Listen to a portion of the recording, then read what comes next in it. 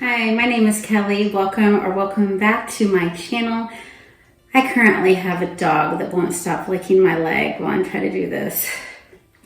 So I still have a dog licking my leg, but if I put him out of the room, we're just going to hear him bark. So I guess we're going to endure this right now. Hopefully you can't hear licking noises.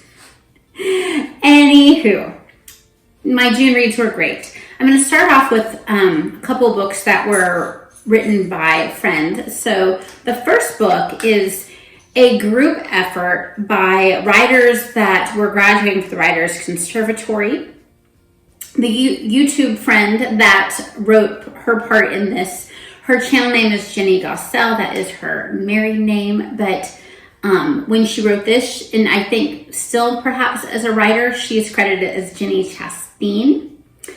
And there were several different writers that participated in this, and they were all very clean fantasies. I would say that a large majority of it seemed to be more YA fantasy. The very first story felt middle gradish in the feel, but it was like a more YA character, so I think that would have been YA. And there were a couple of them that felt distinctly more adult in nature, but all very clean. The world building was very interesting, very creative. My one complaint, and it's not the writer's fault, it is the nature of short stories that are fantasy based, is that they wrap up so quickly. They wrap up too quickly. You've just got like the fantasy world built, and the world building was so creative by all of these writers, and then it ends. Jenny's story was really fun. It was dealing with very interesting weather based fantasy, and I don't want to spoil if you would like to read it. So yes, check out Voices of the Future, Stories of Family and Fearlessness. All right, now my friend YouTube name on here is Courtney Reads, but she publishes CP Cabaniss. I always get the privilege of being involved with reading Courtney's books before they come out, and this one was no exception. So this one was called Christmas Games and Candy Canes, and this was just very fun, just very lighthearted book about sort of enemies to lovers feel. You have a young lady named Georgie who she has some resentment towards a young man who was in high school with her, and he is the reason that she was not the valedictorian. I think she took it kind of personally, like almost like he was out to get her, which of course was not the case. Owen is the other protagonist, and he comes from an Irish family. What I enjoyed about the story most is the interaction between siblings and parents, very realistic. It's a little bit more light than some of the other romantic, contemporary romance stories that I've read from Courtney before, but it has such a cozy Christmas feel. I feel like this one is quite a bit younger in its target audience because these are college age students, and a lot of Courtney's past work has been characters in their early 30s. So just a little bit of a lighter feel, but I think that it would be the perfect cozy Christmas read. All right.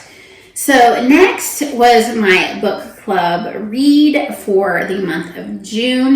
This is my in-person book club that my friend from church hosts, and lots of friends from church that I know and friends that she knows from other places participate. And we're going around the world, and we were in Greece this time. One of the Girls by Lucy Clark. This is a thriller.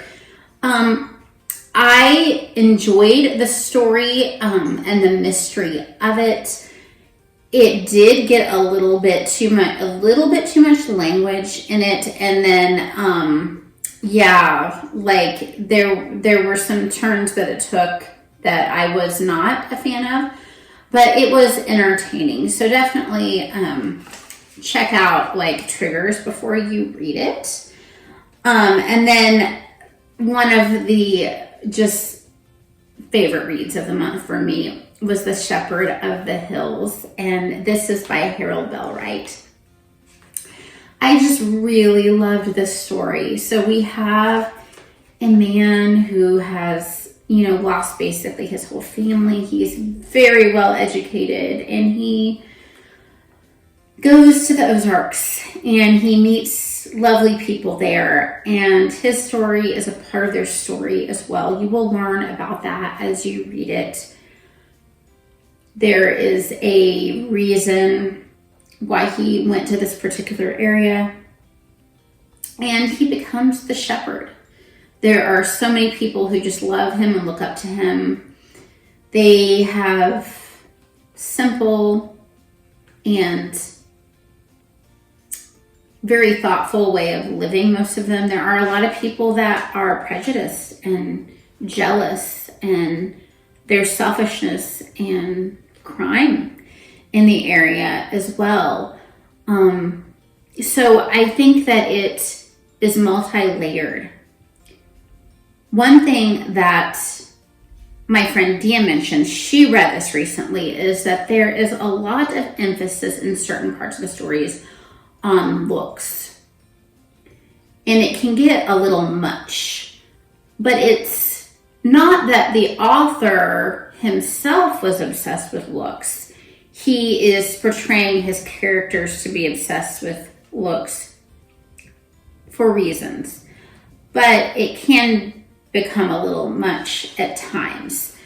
I really think that this is just a really easy one for some of you maybe that struggle with classics, because it's not that long, it's very engaging, and it just has such heart. So if you like to try classics but you get overwhelmed by too much like hard language, you might try this one.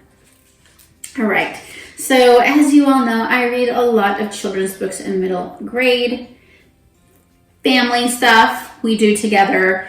We listened to The Unseen Guest, which was the 5th book in the Incorrigible Children of Ashton Place. And it just was amazing, like the books before, the 4 books before. We have mystery, we have mayhem, we have children that were raised by wolves. They have a governess that has come to care for them. They have a mystery. She has a mystery. We don't know.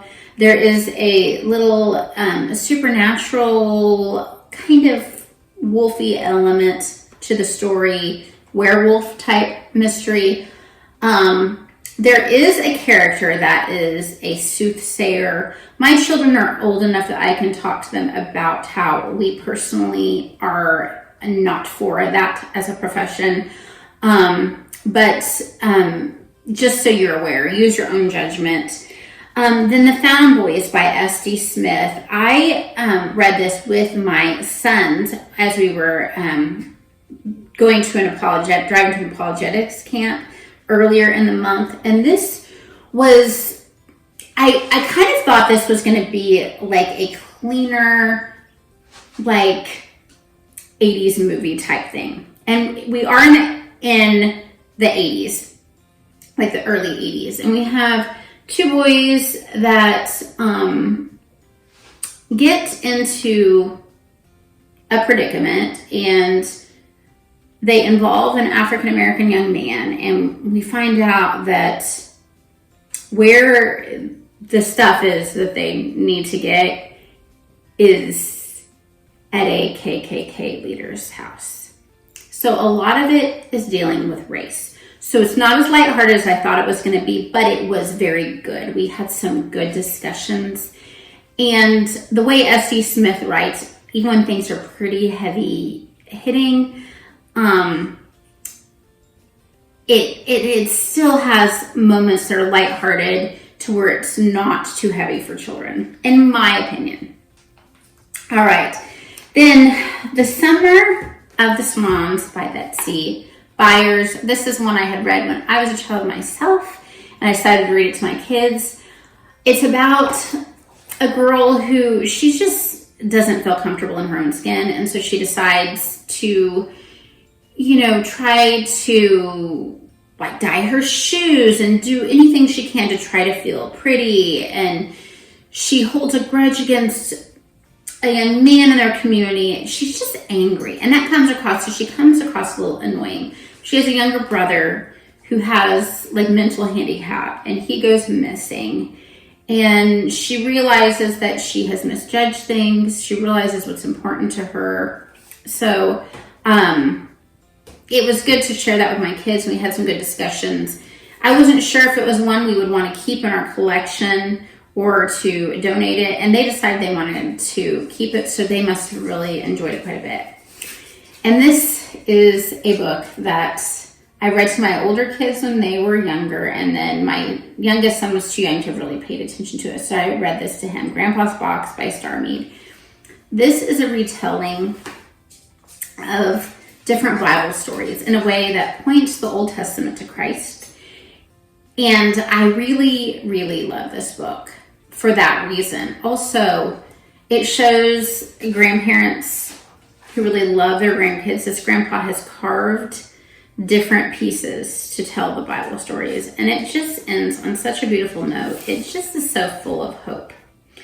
And last, The Bronze Key by Cassandra, Clare, and Holly Black. My oldest son and I finished this month. We are on to the second to last book in the series now, I believe. So this is about a kind of Harry Potter-ish type character. He realizes he has magic. His dad is alive. His mom has passed.